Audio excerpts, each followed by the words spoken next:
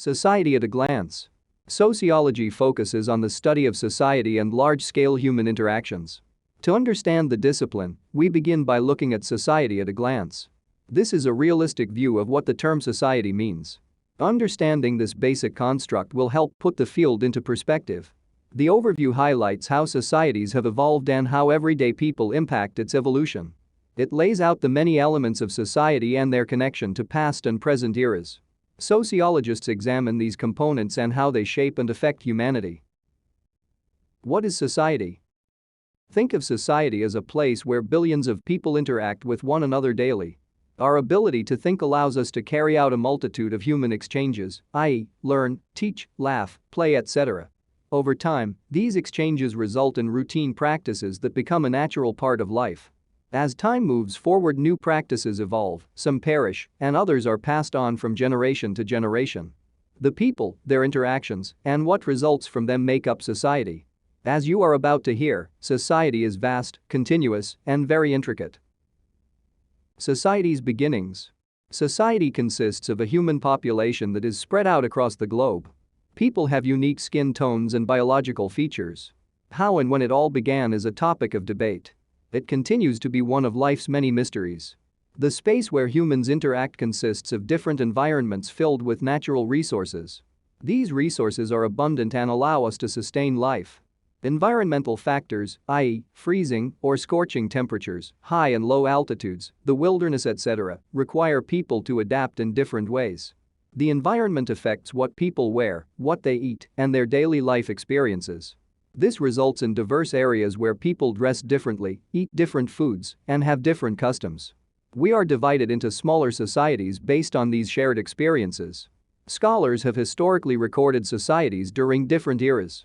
Although we are vastly different, there are functions that have remained constant across eras and geographical boundaries. Society's size and governance. Man-made boundaries separate one society from the next. Distinct rules for entering and leaving boundaries are developed by the people who live within them. The size and makeup of societies are constantly shifting. At any given moment, someone is born, someone dies or migrates to a new area. As people move from one society to the next, they must make a variety of adjustments. They either adapt to the customs of the new area, keep their traditional customs, or combine new customs with their own customs. This results in many multicultural societies. Each society has written or accepted rules everyone is expected to follow. The people who live within a boundary help create and maintain the rules. Each person has a say in how they want their society to function. Most societies are governed using a hierarchical approach, where one person or a few people have ruling authority over many. How leaders come into office varies from one society to the next. In some areas, the people vote for their leaders. In others, authority is granted based on hereditary connections or some form of involuntary practices. Whatever form of government is in place, those at the top exercise the powers given to them for the sake of the whole. The individuals that make up society. All societies are made up of people. Everyone goes through a socialization process. Some refer to it as one's upbringing. In this process, individuals learn the beliefs, values, and norms of the society they live in. Systems or institutions, like family, schools, government, churches, take on the responsibility of teaching the rules. Each institution has a different role. Some are responsible for teaching language and life skills. Others connect people to that which is sacred, while some teach the rules that maintain order. Together, these institutions support the values, norms, and practices that best suit a positive progression of society. They enact both simple and strict rules to keep people in order. Despite the best efforts, some individuals will break the rules. Societies have a range of methods to deal with deviant behavior. Everyone within a society has a status and plays a role. Some statuses are appointed at birth, while others are achieved. Each day, people perform the roles attached to their status. Our biological clocks affect how long we can play certain parts. Day after day, year after year, we all participate in playing these roles. Society is built on this continuum of interactions. The economic system. We are all connected because we share the resources needed for survival. We rely on others to extract, produce, and distribute these resources to us. These necessities are often referred to as goods and services. They include things like food, raw materials, and essential services. The way we make, sell, and buy them has evolved into a major economic system. Back in the day, this economic system was much smaller. Everyday people created merchandise or offered their services. They determined the best price and sold their merchandise through different venues and markets. Today, it is a much larger, more complex system. In addition to everyday people, larger companies have entered the economic scene. Many of them produce goods and services for millions and buy and sell them to people all over the world. This global economic system is overseen by professionals who monitor all the goods and services produced and sold within a region. The totals are tied to how much a particular region is worth. There is a lot at stake when it comes to what is selling and who is buying. How we pay for these goods and services has also evolved. Decades ago, payments were made using deposit receipts or the barter system. Today, the medium of exchange is money and debit transactions. Regardless of the payment method, the idea is still to exchange a good or service for tangible gain. This same system has been in existence for centuries. Human labor. People are expected to work and pay for the goods and services they need. The idea that each person must put in a hard day's work has remained a constant in past and present societies. Throughout history, work locations have been in hunting fields, at home, on farms, in factories, on construction sites, in office buildings, etc. The division of labor is a complex process. Who works where in a society depends on many factors. Many of our ideas about who is qualified for a job are derived over time from long-term traditions. This mindset is continued from generation to generation. Job qualifications are set by higher-ranking officials who usually own or have stock in a company. Some positions require many years of education. People are encouraged to enhance their credentials by mastering skills to compete for jobs.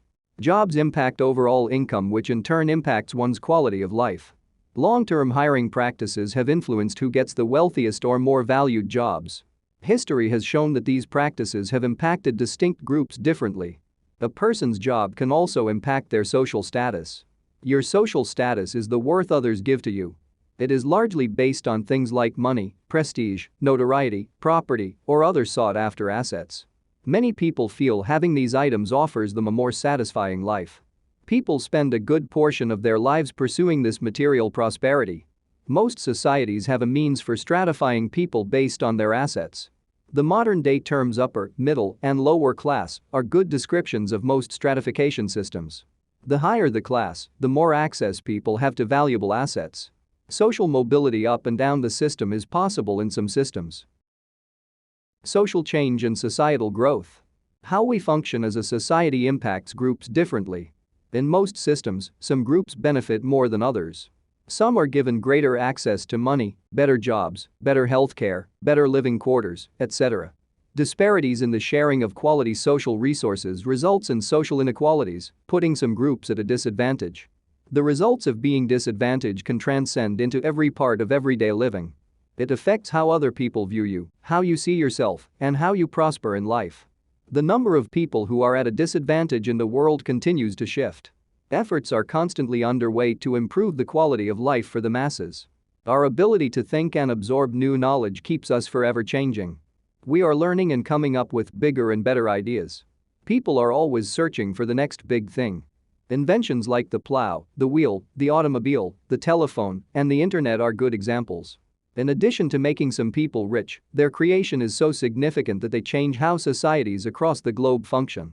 The results of these changes can be seen as good or bad.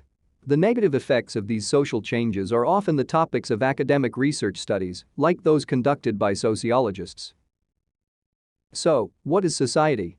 In this portrait of society, you should see that society is not one thing, it is many things. It is the people, the systems they create, and all the things that result from it.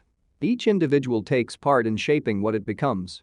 When sociologists analyze societal elements like socialization, politics, inequality, religion, they seek to find out how these phenomena impact the world. Some of the practices we have developed over time have worked well, while others haven't. Each and every person can have their own impact on their society. As you complete your introductory sociology course, think about the current state of society. How will you use your new knowledge to impact its trajectory?